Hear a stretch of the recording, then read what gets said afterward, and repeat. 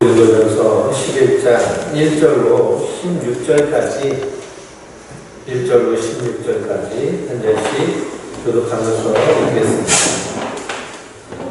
내가 그리스도를 본받은 자 된 것 같이 너희는 나를 본받는 자가 되라.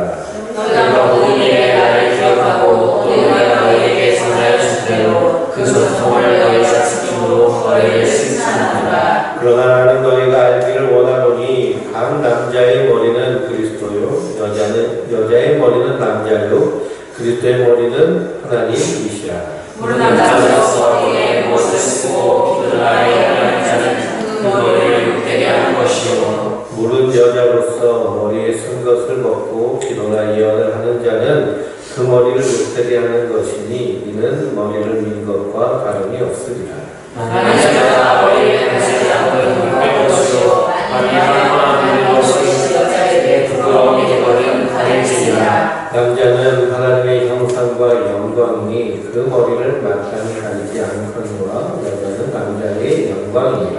남자가 여자에게 가는 것이 아니고 여자가 남자에게 갔으며 또 남자가 여자를 위하여 지음을 받지 아니하고 여자가 남자를 위하여 지음을 받은 것이니 그러므로 여자는 천사로 말미암아 제 아래에 있는 그 머리에 그치니라.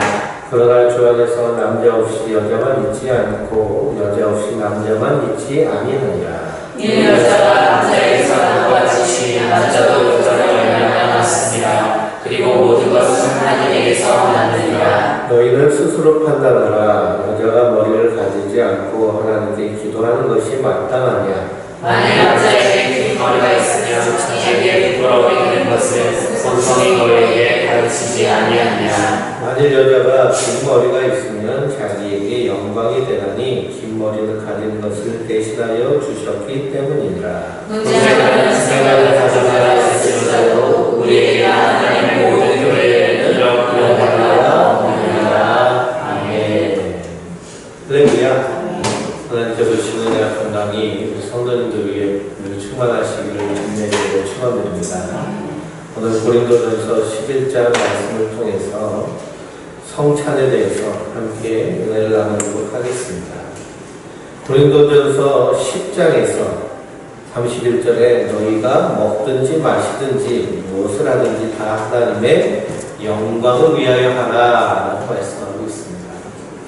그러므로 성도는요 세상을 향하여 세상이 가르쳐주는 그 가르침을 향하여 가다가 회심한 자들입니다. 회심하였다는 것은 마음을 돌이켰다는 것이죠. 회개하라라는 그 말도요. 회개라는 것은 가던 길이 잘못된 것을 깨닫고 돌이키는 것이 회개입니다. 그래서 회심하였다라는 것은 내가 스스로 자기 인생의 주인이 되어서 자기가 스스로 하나님 노릇하면서 이 땅에서 내가 원하는 삶을 산다라고 살아가는 그 길을 돌이켜서 이제는 내가 나의 주인이 아니고 하나님이 나의 주인 되심을 인정하고 그 하나님의 말씀에 따라 하나님의 계명에 따라 사는 것이 회심한 성도의 삶인 줄 믿습니다. 원래 우리 인생은요, 그리고 온 우주는 하나님의 것입니다. 하나님 우리에게 선물로 주신 것이죠. 근데 선악과를 따먹은 인생은 자기가 하나님인 것처럼 살고 자기가 이 세상에 그리고 자기 자신의 왕인 줄 알고 주인인 줄 알고 살아가는 큰 착각 가운데 빠져 있습니다. 그래서 창세기를 읽어보면 아담과 하와가 뱀의 유혹을 받아서 선악과를 따먹었습니다. 그 유혹이 무엇이냐 하면 넌 이것을 따먹으면 하나님처럼 될 거야 라고 말합니다. 하나님처럼. 우리 선악과를 따먹은 이유는 뭐예요? 하나님처럼 되려고 선악과를 따먹은 것이죠. 그 욕심의 마음이 뺏겨서 그래서 선악과를 따먹었는데요. 실상은 하나님처럼 된 것이 아니라 세상 풍조를 따라 마귀가 이끄는 대로 끌려가는 인생이 되어버린 것이 우리 인생의 모습입니다. 그리고 우리는 어렸을 때부터 학교에서 공부하면서 내 인생의 주인은 나다라고 이렇게 배우죠. 그렇죠? 그래서 김일성, 옛날에 김일성 북한의 지도자 김일성이 주체사상이라고 했어요. 주체사상. 주체사상 그 단어는요 참 좋은 단어죠. 그렇죠? 내가 스스로 나의 주체가 되어서 그래서 내 인생을 꾸려나가다. 그리고 이 나라를 꾸려나가자 하고 말하는 것이 주체사상입니다. 그러니까 자기가 내 인생의 주인인 줄 알고 사는 거예요. 그런데 그렇게 세상을 사는데 그렇게 사라지나요? 내가 원하는 대로, 내가 뜻하는 대로, 내가 계획하는 대로, 내가 나의 인생길을 개척하면서 그러면서 우리가 살 수 있나요? 그렇지 않죠. 세상 풍조를 따라가더라는 겁니다. 세상이 끄는 대로 가더라는 겁니다. 세상이 이것이 행복한 길이야 라고 하니까 너도 나도 할 것 없이 이게 행복인가 보다 하고 다 쫓아다닙니다. 그러니 이렇게 하면 돈 번다 라고 하면 사람들이요 눈이 시커매져가지고 쫓아다니잖아요. 그래서 세상을 쫓아가는 것이 바로 우리 인생의 모습입니다. 근데 그 종착지는 뭘까요? 죽음이라는 허무와 하나님 앞에 심판받는 하나님의 원수로 서게 되는 것입니다. 그래서 회심이라는 것은 그 길에서 돌이킨 것입니다. 그러므로 성령께서 우리 가운데 믿음을 주셔서 그래서 우리가 하나님의 것임을 깨닫고 하나님을 나의 주, 나의 하나님으로 섬기기로 회심한 자들이 성도인 줄 믿습니다. 그래서 성도는요, 이 땅에서 삶의 목적이 분명하고 단순합니다. 삶의 목적이 분명한데 그게 뭐예요? 우리는 하나님의 영광을 위하여 사는 자들인 줄 믿습니다. 당신의 삶의 목적이 뭡니까? 라고 하나님의 영광입니다. 근데 그 하나님의 영광은요, 세상 영광과 같은가요? 세상 영광과는 다른 것이 하나님의 영광입니다. 세상 영광은요, 부와 명예와 권력의 자리에 서 있을 때 영광 돌린다고 얘기하죠. 그렇죠? 영광 돌린다. 그래서 연예인들이 연말에 상 받고 수상소감 얘기하고 그리고 권력자가 되어서 선거에서 그래서 당선돼서 대통령이 되면 그때 영광스럽게 생각합니다. 그러니 우리 자녀들도요, 그렇게 높은 자리에 있으면 입신양명, 효도 중에 최고의 효도는 뭐예요? 입신양명하는 것이죠. 그러니 자녀가 높은 위치에 올라가면 부모도 영광 받는 것이 이 세상의 모습입니다. 근데 하나님의 영광은 뭘까요? 십자가가 하나님의 영광인 줄 믿습니다. 그래서 요한복음에서 예수님께서 겟세마네 동산에서 기도하시면서 아버지요, 아버지가 아들을 영화롭게 하신 것처럼 이 아들을 영화롭게 한 것처럼 아들에게 속한 자들을 영화롭게 하옵소서, 영광을 주시옵소서라고 기도하십니다. 그 아들 대신 예수님께서 하나님을 무엇으로 영광을 돌렸느냐 하면 십자가에 달려 죽으심으로 영광을 돌리신 거예요. 그 십자가는 누구의 뜻일까요? 하나님의 뜻입니다. 하나님의 택한 백성들, 주의 자녀들을 구원하시기 위한 하나님의 구원의 뜻이 십자가 안에 담겨져 있습니다. 예수님은 그 십자가를 묵묵히 지고 가셔서 십자가에 달려 죽으셨습니다. 뿐만 아니라 공생의 3년을 사시면서도 십자가의 길을 걸어가셨습니다. 그 길은 어떤 길일까요? 섬기는 길. 그 길은 낮아지는 길. 그래서 태어날 때부터요, 예수님이 왕자로 태어나지 않으시고요, 왕으로 태어나지 않으셨습니다. 석가모니는 왕자로 태어났잖아요. 왕자로 태어났는데 태어나자마자 벌떡 일어나서 손을 높이 들고 소리를 쳤죠. 천상천하 유아독존 하고 소리를 쳤습니다. 아들이신데 어디에서 태어나셨어요? 저 낮고 낮은 마국간의 구유에서 태어나셨습니다. 그리고 마리아라고 하는 결혼하지 않은 그 여인의 몸에서 태어난 분이 바로 예수님이십니다. 그러니 하늘 보좌를 버리시고 지극히 낮고 낮은 땅에 오셔서 이 땅에서 섬기다가 십자가에 달려 죽으신 분이 예수님이십니다. 근데 하나님은 그 예수님을 통해서 영광 받으신다는 것입니다. 그리고 우리가 무엇을 먹든지 무엇을 마시든지 하나님의 영광을 위하여 하라라는 것은요, 내가 높아지는 데 있는 것이 영광이 아니라 낮아지고 섬기고 그 안에서 사랑하는 것이 바로 예수님의 길을 따라가는 그것이 하나님 기뻐하시는 영광 받으시는 일인 줄 믿습니다. 그 안에서 누가 드러나는 거예요? 예수님이 드러나시는 것입니다. 예수님이 드러나시는 거예요.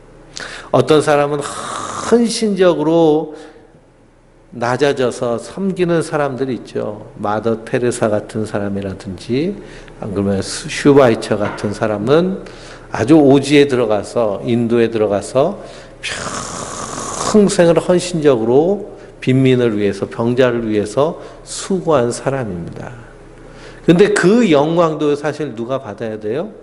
하나님이 받으셔야 됩니다. 근데 그 사람이 칭송을 받으면 그러면 하나님이 받으실 영광을 누가 받은 거예요? 사람이 받은 것이죠. 그렇죠? 그래서 그렇게 사람으로부터 영광 받을 때 하나님 앞에 받을 상금이 없다라고 성경은 분명히 말씀하고 있습니다. 너희 받을 상을 이미 받았느니라. 그러므로 우리가 기독교 신앙 안에서는요, 빛도 없이 이름도 없이 사람들이 알아주지 않아도 묵묵히 낮은 데서 섬기는 것, 그것이 하나님의 영광인 줄 믿습니다. 사도 바울은요, 복음을 증거하면서 얼마나 많은 오해를 받았는지 모릅니다. 특별히 고린도 교회 교인들에게는요, 완전히 배신당한 것이죠. 갈라디아 교인도 역시도 유대교로 넘어가면서 완전히 배신당한 것이 바로 사도 바울의 모습입니다. 병들었다고 배신당하고, 그리고 사도의 권리를 그들을 위해서 쓰지 않은 것인데 저거 사도 자격이 없으니까 그 권리도 제대로 쓰지 못한다. 다른 사도들은 와가지고 사역하면서 다 생활할 수 있는 그러한 생활비 그리고 사역비를 요구하는데, 봐라, 저 사도 바울은 자기가 스스로 천막 만들고 텐트 쳐가지고 일하면서 돈 벌면서 복음 전하지 않냐? 왜 그러냐? 사도의 권위가 떨어지기 때문에 그렇다. 이렇게 오해하는 것입니다. 사실은 그렇게 자비량으로 사역하는 이유는 뭐예요? 교회에 누가 되지 않으려고, 성도들에게 부담 주지 않고, 그리고 자기의 사역을 하는 데 있어서 복음만 드러내기 하기 위해서 그렇게 함에도 불구하고 오해하는 것입니다. 그러니 이런 오해를 받으면서도 사도 바울은 묵묵히 복음을 증거하는 것이죠. 복음을 증거하다가요, 감옥에 갇힙니다. 감옥에 갇히니까 사도 바울을 싫어하는 사람들이요, 유언비어를 퍼뜨리죠. 저 사도 바울이 뭔가 죄를 졌으니까 감옥에 들어갔지 왜 들어갔겠냐. 그런데도 그 감옥에서 사도 바울은 뭐라 그래요? 증거되는 것이 그리스도니 나는 기쁘고 또한 기쁘도다. 그렇게 하는 것입니다. 그런데 우리의 모습은 어떤 모습일까요? 이웃교회가 부흥하면 배가 아프잖아요. 네 교회 내 교회 나뉘어가지고 그래가지고 서로 키재기 편가르기 힘겨루기 한다라고 한다면, 그러면 그것은 하나님의 영광을 오히려 가리우는 것이다 라는 것입니다. 예수님은 지극히 작은 소자 한 사람에게 물 한 대접 대접하는 것이 바로 예수님께 대접하는 것이다 라고 말씀하고 계십니다. 그러므로 오늘 1절 말씀해 보니 내가 그리스도를 본받은 자 된 것 같이 너희는 나를 본받는 자가 되라 라고 말하고 있는 것입니다. 나를 본받는 자가 되라. 사도 바울이 이렇게 자신 있게 말할 수 있는 이유는 뭘까요? 사도 바울은 철저하게 누구를 따라갔기 때문에? 예수님을 따라갔기 때문입니다. 그러면 성도도요, 예수님을 묵묵히 따라가는 자들입니다. 사람들이 알아주든 몰라주든 빛도 없이 이름도 없이 주의 일을 감당하는 것이 바로 하나님의 백성, 그 복음의 큰 은혜를 받은 성도의 삶인 줄 믿습니다. 그런데 세상은 자꾸만 뭘 부추겨요? 야, 높아져라, 드러내라, 나타내라, 자꾸만 부추깁니다. 근데 오히려 성도는 이런 것들을 경계할 수 있어야 됩니다. 그래서 이 세상에서 사람들이 박수친다고 해서요, 하나님 앞에 섰을 때 그 사람이 칭찬받는 것이 아닙니다. 그럼 우리가 사람 앞에서보다는 하나님 앞에서 정직과 진실함으로 행할 때 그것이 복된 줄 믿습니다. 그래서 사도 바울도 너희는 나를 본받으라 라고 말하는 것이죠. 그래서 이것이 바로 덕을 세우는 일입니다. 그러므로 믿음에 먼저 된 사람들은요, 말로만이 아니라 삶을 통해서 믿음의 본을 보여야 될 줄 믿습니다. 한국 교회뿐만 아니라 온 세상의 기독교 교회가 약화되는 이유는 무엇이냐 하면 바로 이 삶에서 실패했기 때문입니다. 리차드 도킨슨이라는 신은 죽었다라는 책을 쓴 사람이고요. 만들어진 신 이런 책을 쓴 아주 반기독교주의의 대표적인 학자가 있습니다. 이 사람이 신이 하나님이 죽은 가장 큰 이유가 증거가 있다라고 외칩니다. 하나님이 죽은 없는 가장 큰 증거는 뭐냐 하면 저 기독교인들을 보라는 거예요. 기독교인들을. 그 사람이 영국 사람이거든요. 영국에 있는 기독교인들을 봐라. 그게 어디 성경에 있는 대로 살지도 않으면서 그러니 하나님이 없는 것 아니냐. 믿는다고 하는 사람도 하나님 말씀대로 자기들이 맨날 들고 다니는 성경 말씀대로 살지도 않으면서 어떻게 하나님이 있다고 말하냐. 이게 가장 큰 증거라는 겁니다. 그러니 마귀가요, 얼마나 교모하고 그리고 강력하게 이렇게 역사하는지 모릅니다. 그러면 성도는 마지막 때일수록 깨어서 근신하여서 정말 예수님 닮기에 힘쓰는 그런 하나님의 사람들 되시길 주님의 이름으로 축원드립니다. 2절부터 16절까지의 말씀은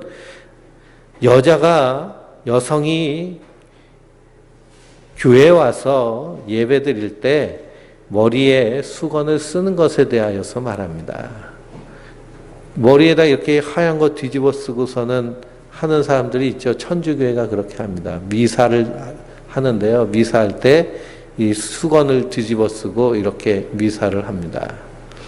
그런데 저 중동 지역 같은 데 보면요, 여자들이 다 머리를 이렇게 가리고 있죠. 머리를 가리고 있습니다.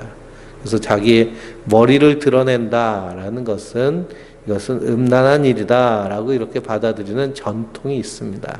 그 근동 팔레스타인 지역의 전통이기 때문에요.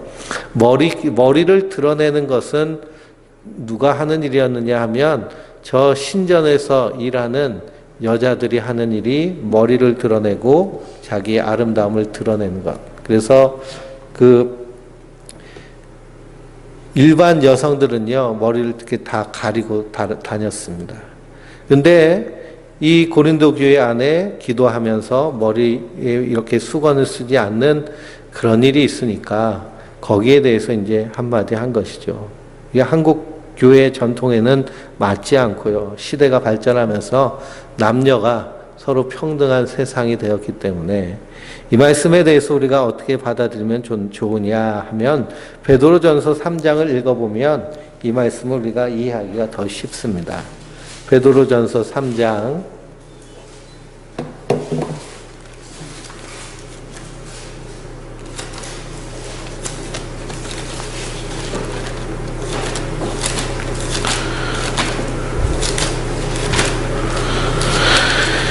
1절부터 7절까지 한 절씩 교독하면서 읽겠습니다.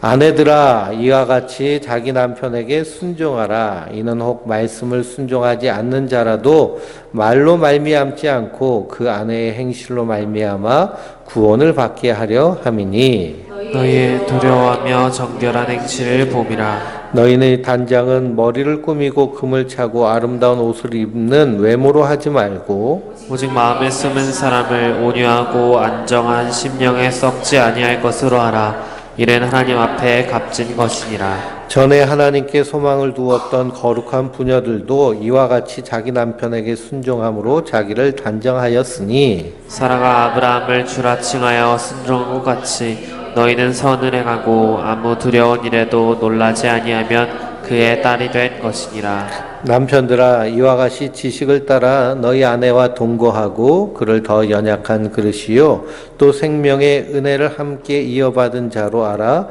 귀히 여기라. 이는 너희 기도가 막히지 아니하게 하려 함이라. 아멘. 그래서 아내와 남편에 대해서 말하고 있습니다. 자기 남편에게 순종하라라는 이 순종을요, 우리가 뭐 맹목적으로 복종한다라는 그런 의미로 받아들이기보다는 구원을 위해서, 복음을 위해서 인내하며 견디라라는 것입니다. 그러면서 가족에게 먼저 믿지 아니하는 남편이라면 믿음의 행실을 통하여서 복음을 증거할 수 있는 기회를 얻으라라는 것이죠. 그러면서 단장하라는 것입니다. 어떻게 단장하라고 그래요? 머리를 꾸미고 금을 차고 아름다운 옷을 입는 외모로 하지 말고 오직 마음에 숨은 사람을 온유하고 안정한 심령에 썩지 아니할 것을 하라라고 그럽니다. 이는 하나님 앞에 값진 것이니라. 온유하고 안정된 심령. 그러니 집에 있는 아내가 견고하고 온유하고 편하면요, 그러면 그 집 사람들 다 평안합니다. 근데 엄마가요, 불이 일어나면 온 집안 분위기가 어떻게 돼요? 네, 살벌해지는 것이죠. 그죠? 살벌해지는 것. 그래서 누구나 마찬가지입니다. 그래서 아내와 남편이 조화롭게 하나님 나라를 이루어 가야 되는 것이 먼저 교회된 가정의 모습이다라는 것이죠. 교회된 가정의 모습. 그래서 성경에서는 남자와 여자가 이렇게 능력의 차이는 있지만요, 그러나 다른 차별은 있어서는 안 됩니다. 남자가 할 일이 있고 여자가 할 일이 있죠. 요즘 문제가 되는 것이 정부에서 경찰도 성평등이라는 이유 하에서 여자 경찰들을 많이 뽑았습니다. 근데 술 취한 사람 잡아가지고 파출소로 데려가려니까요, 호리호리한 여자들이, 여경들이 그걸 잡으려니까 그게 안 되는 거예요. 그러니까 그것 때문에 온갖 비판이 많이 쏟아집니다. 그렇죠? 도둑 잡고 그리고 치안을 유지하는 것은요, 건장한 남자나, 요즘 여자도 건장한 여자가 많아요. 힘세고 튼튼한 여자. 그래서 미국 여자 경찰들 같은 경우에는요, 얼마나 힘이 세고 등치가 큰지요, 그냥 웬만한 남자 못지않게 그렇습니다. 그러니 그렇게 기능적인 것으로 구별할 수는 있어야 된다라는 것입니다. 남자가 할 수 있는 일이 있고 여자가 할 수 없는 일이 또 있습니다. 또 여성이 할 수 있는 일과 남성이 하지 못하는 일이 분명히 있기 때문에요, 그런 기능적인 차이는 우리가 인정할 수 있어야 됩니다. 페미니즘이라고 해서 무조건 성평등이라고 하는데요, 성평등이라고 차별을 인정하지 않아서는 안 됩니다.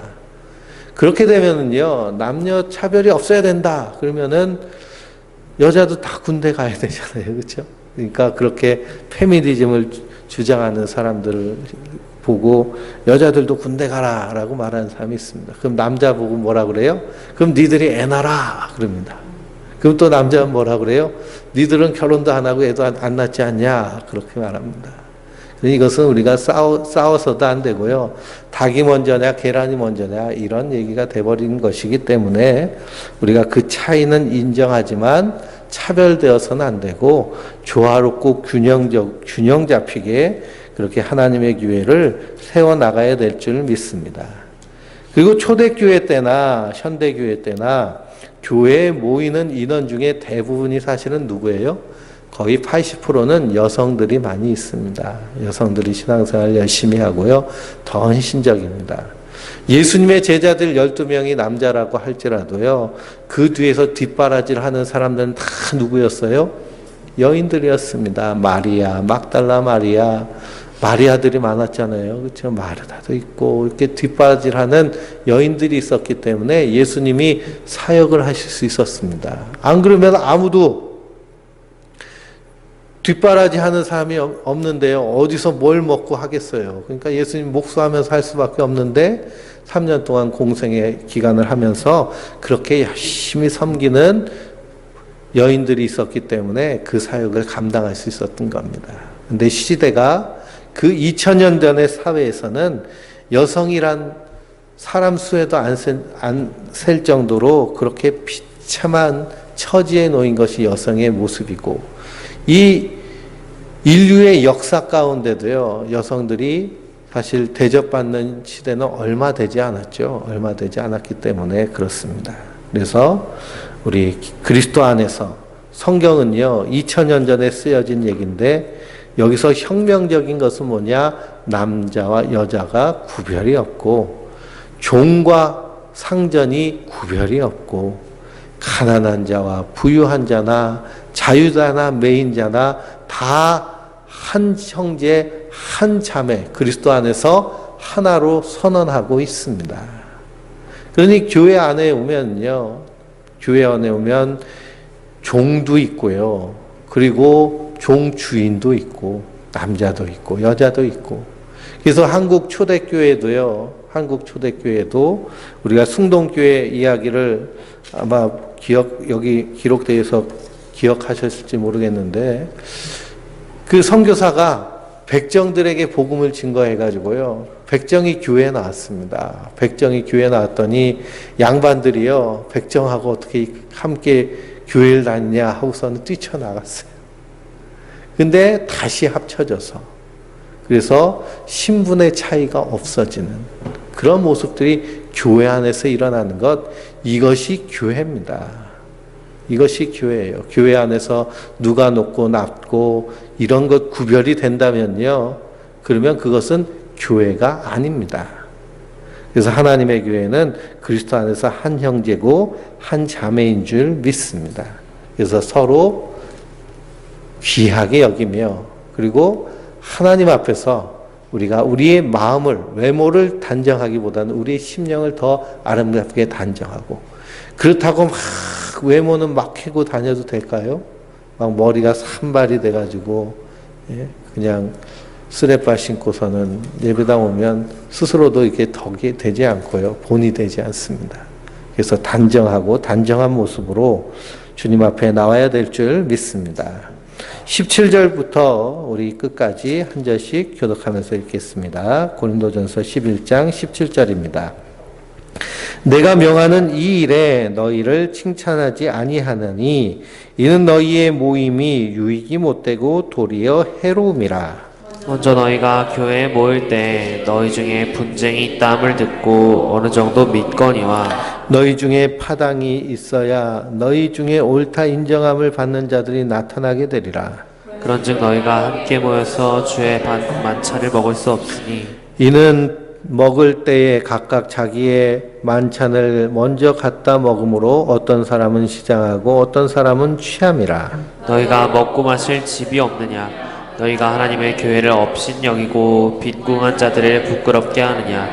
내가 너희에게 무슨 말을 하랴? 너희를 칭찬하랴? 이것으로 칭찬하지 않노라. 내가 너희에게 전한 것은 주께 받은 것이니 곧 주 예수께서 잡히시던 밤에 떡을 가지사 축사하시고 떼어 이르시되 이것은 너희를 위하는 내 몸이니 이것을 향하여 나를 기념하라 하시고, 식후에 또한 그와 같이 잔을 가지고 이르시되 이 잔은 내 피로 세운 새 언약이니 이것을 행할 때마다 나를 기념하라 하셨으니, 너희가 이 떡을 먹으며 이 잔을 마실 때마다 주의 죽으심을 그가 오실 때까지 전하는 것이니라. 그러므로 누구든지 주의 떡이나 잔을 합당하지 않게 먹고 마시는 자는 주의 몸과 피에 대하여 죄를 짓는 것이니라. 사람이 자기를 살피고 그 후에야 이 떡을 먹고 이 잔을 마실지니, 주의 몸을 분별하지 못하고 먹고 마시는 자는 자기의 죄를 먹고 마시는 것이니라. 그러므로 너희 중에 약한 자와 병든 자가 많고 잠자는 자도 적지 아니하니, 우리가 우리를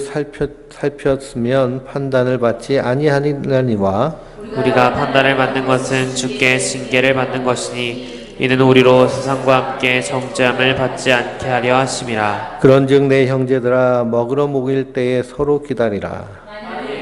시장하거든 집에서 먹을진지 이는 너희 모임이 판단받는 모임이 되지 않게 하려 함이라. 그 밖의 일들은 내가 언제든지 갈 때에 바로 잡으리라. 아멘. 초대교회 그리고 초기 기독교는요 식탁 공동체입니다. 식탁 공동체. 모여서 우리처럼 예배를 이렇게 형식적인 예배를 드리는 것이 아니고요. 함께 식탁에서 떡과 포도주를 먹으면서 말씀을 듣는 공동체가 초대교회입니다.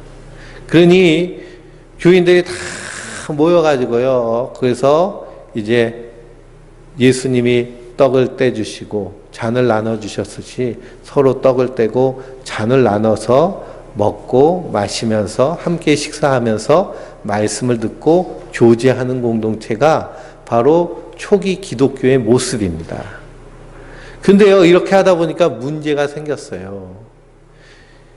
시간에 맞춰서 오는 사람이 있는데요, 늦게 오는 사람들이 있습니다. 맞춰서 오는 사람들은 어떤 사람일까요? 여유가 있는 사람. 그런데 늦게 오는 사람은 어떤 사람일까요? 종이나 안 그러면 어디에 매여 있는 사람. 그러니 일을 다 마치고 와야 되니까요. 늦게 오는 사람이 있는 겁니다. 그러면 늦게 오는 사람이 있으니까 그 사람 생각하고 떡과 마실 것을 좀 남겨두면 되는데 이 고린도 교회 사람들 어떻게 했어요? 지들끼리 다 먹은 겁니다. 지들끼리 다 모여서. 먼저 온 사람들은요. 먼저 온 사람들끼리 또 편이 되고 늦게 온 사람은 또 늦게 온 사람끼리 나누어진 것이죠. 분열이 일어난 것입니다. 그러니 베드로파, 아볼로파, 바울파, 예수파 이렇게 나눠가지고 나눠지는 모습이 이런 현상으로 드러나는 것이죠. 그러니 너희가 예수님의 그 성찬을 기념하면서 이 떡과 마실 것을 포도주를 나누는데 이렇게 하는 것은 너희가 스스로 죄를 짓는 것이고 이것은 합당하지 않는 일이다 라고 말하는 것입니다. 그래서 27절 말씀해 보니까요. 그러므로 누구든지 주의 떡이나 잔을 합당하지 않게 먹고 마시는 자는 주의 몸과 피에 대하여 뭐를 짓는 것이래요? 죄를 짓는 것이다 라는 겁니다. 근데 이 말씀에 대해서 우리가 잘못 오해하면 안 됩니다. 우리가 매달 첫 주에 성찬식을 하는데요. 이 성찬을 마시는데 내가 합당하지 않으면 죄를 짓는 것이다 라고 할 때 이 합당하지 않는 것이 뭐냐는 겁니다. 합당하지 않는 게 뭐예요? 서로 나뉘고 갈리어지는 것이 합당하지 않다는 겁니다. 왜 그럴까요? 성도는 다 그리스도 안에서 뭐기 때문에? 한 몸이기 때문에 그렇습니다. 한 몸이기 때문에. 그러니 연약한 지체가 있을지라도 그것은 누구의 몸이에요? 우리의 몸이에요. 우리의 몸. 강한 지체라고 해서요. 자기 혼자 이렇게 독불장구처럼 쓸 수 없는 것이 교회입니다. 우리 몸이 다 그렇잖아요. 우리 몸 중에 강한 부분이 있으면 약한 부분이 있습니다. 약한 부분이 있다고요? 야, 너 약하니까 그냥 가라. 그러고선 빼버리나요? 제가 눈이 약한데요. 눈이 시력이 아주 안 좋은데 노안까지 와가지고요. 더 보여요. 그렇다고 야, 너 눈 이렇게 현찮으니까 빼자. 그리고 뽑아버리나요? 그렇지 않죠. 더 보호하고 지키고 사랑하는 것처럼 그렇게 하는 것이 교회의 모습이다라는 것입니다. 근데 고린도 교회는요. 먼저 왔다고 그냥 신나게 배 터지게 먹는 겁니다. 그렇게 먹을 거면 어떻게 먹으라는 거예요? 집에 가서 먹어라 라는 것입니다. 우리가 주일날 이렇게 함께 식탁을 나누는 것도요. 사실 배고파서 먹는다라고 하기보다는 서로 교제하기 위해서 먹는 겁니다. 그래서 함께 떡을 떼고 식탁 가운데서 한 가족, 식구라고 그러잖아요. 식구 먹을 식 이구자. 함께 음식을 먹는 것을 식구라고 한자에서는 표현하고 있습니다. 그래서 그리스도 안에서 우리는 한 형제이고 한 자매라는 것을 의미하는 것이 성찬의 가장 큰 의미입니다. 그래서 26절 말씀해 보니 너희가 이 떡을 먹으며 이 잔을 마실 때마다 주의 죽으심을 그가 오실 때까지 전하는 것이니라 라고 그랬습니다. 그러니 우리가 함께 식탁을 나누면서 성찬을 하면서 예수님의 살과 피를 기억하죠. 그 안에서 가장 먼저 기억해야 될 것은 예수님의 죽으심이라는 겁니다. 그분이 죽으심으로 말미암아 우리가 무엇을 얻었어요? 구원을 얻은 줄 믿습니다. 그 예수님의 십자가의 그 피의 공로로 우리가 죄사함을 받은 거예요. 내 수고와 내 땀이 아니라는 겁니다. 그래서 구약에서도요, 하나님께 제사 드릴 제단을 쌓을 때 사람이 돌을 깎아가지고 제단 쌓지 못하게 하셨습니다. 신명기 27장을 보면 에발산에 번제단을 쌓는데요, 다듬지 않은 돌을 가지고 쌓아 라고 말하고 있습니다. 왜 다듬지 않은 돌을 가지고 쌓으라고 그럴까요? 저 불국사에 가면은 뭐가 있어요? 다보탑하고 3층 석탑 있잖아요. 그렇죠? 다보탑하고 3층 석탑. 거기다가 비나이다 하는 겁니다. 그러니 사람의 수고가 영광받아서는 안 된다라는 것을 의미합니다. 하나님께 예배 드릴 때는요, 사람이 드러나서는 안 된다는 거예요. 그리고 에스겔서 44장을 읽어보면 하나님께 제사 드리는 그 제사장이 옷을 입는데요. 어떻게 입으라고 하시느냐? 털옷을 입지 말고 베옷을 입으라고 하십니다. 삼베옷은 얇고 깔깔해가지고요, 시원하잖아요. 그렇죠? 그러니 털옷을 입으면 더우면 어떤 일이 일어날까요? 땀이 납니다. 땀이 줄줄줄줄 나요. 그래서 절대로 지성소 안에선 땀을 흘려서는 안 됩니다. 땀을 흘려서는 안 돼요. 땀을 흘렸다라는 것 우리가 주로 어떻게 표현할까요? 이게 내 수고와 내 땀이 묻어 있어. 그건 내가 그만큼 뭐 했다는 거예요? 수고했다는 거죠. 내 눈물과 땀이 젖어 있는 이 교회. 그러면 이건 교회예요? 교회가 아니에요? 그건 교회가 아닙니다. 왜냐? 사람의 수고와 사람의 땀이 쏟아져 있는 것은요, 그냥 세상 모임입니다. 하나님 보시기에 교회로 인정하지 않는 거예요. 교회는 오직 누구만? 예수님만. 그분의 땀과 그분의 피로만 우리가 구원받는 자들인 줄 믿습니다. 그러므로 우리가 먹고 마실 때마다 그 예수님의 죽으심을 기억하고 다시 오실 그분을 기다리며 우리도 이 땅에서 주님이 사랑하시듯이 서로 사랑하는, 서로 함께 떡을 떼며 서로 나누는 이 사랑을 행하는 것, 이것이 하나님의 영광이다라는 사실입니다. 그럼 우리가 성찬을 행하는 것도요, 그냥 그 의식이 중요한 것이 아니라 그 안에 담겨져 있는 의미가 더 중요합니다. 한 떡을 먹고요, 한 포도주를 마신다는 거예요. 우리는 다 그리스도 안에서 뭐라는 거예요? 하나라는 겁니다. 근데 너와 나가 분리된다라고 하면, 그래서 거기서 시기와 분쟁과 다툼이 일어난다라고 하면 그런 상태에서 성찬을 받으면 뭐가 된다는 거예요? 그게 죄라는 겁니다. 죄라는 거예요. 주의 몸과 피에 대하여 죄를 짓는 것이니라. 그러니 28절 말씀에 사람이 자기를 살피고 그 후에야 이 떡을 먹고 이 잔을 마실지니 주의 몸을 분별하지 못하고 먹고 마시는 자는 자기의 죄를 먹고 마시는 것이니라.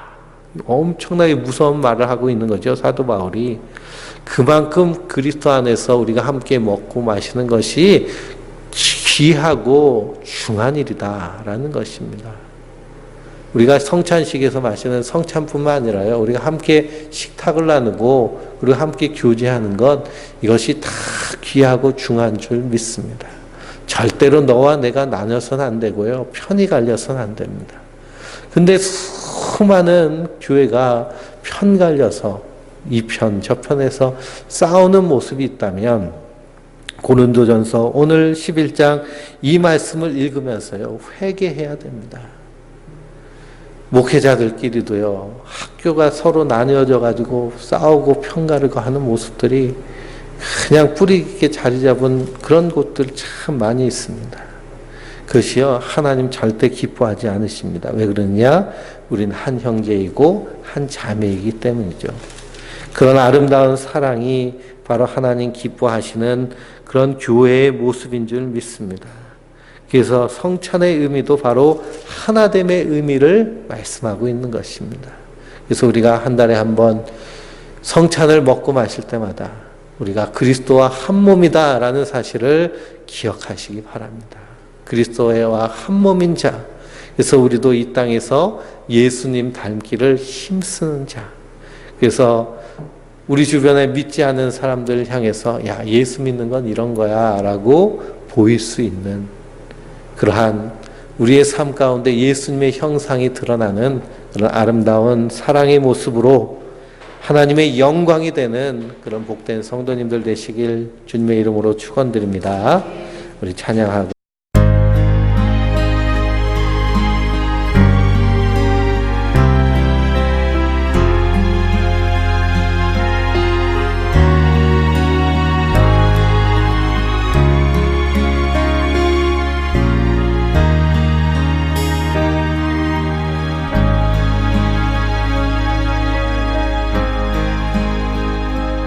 어둠 속 헤매이던 내 영혼 갈 길 몰라 방황할 때에 주의 십자가 영광의 그 빛이 나를 향해 비추어 주셨네. 주홍빛보다 더 붉은 내 죄 그리스도의 피로 씻기어 완전한 사랑 주님의 은혜로 새 생명 주께 얻었네. 그대 아니면 나서지 못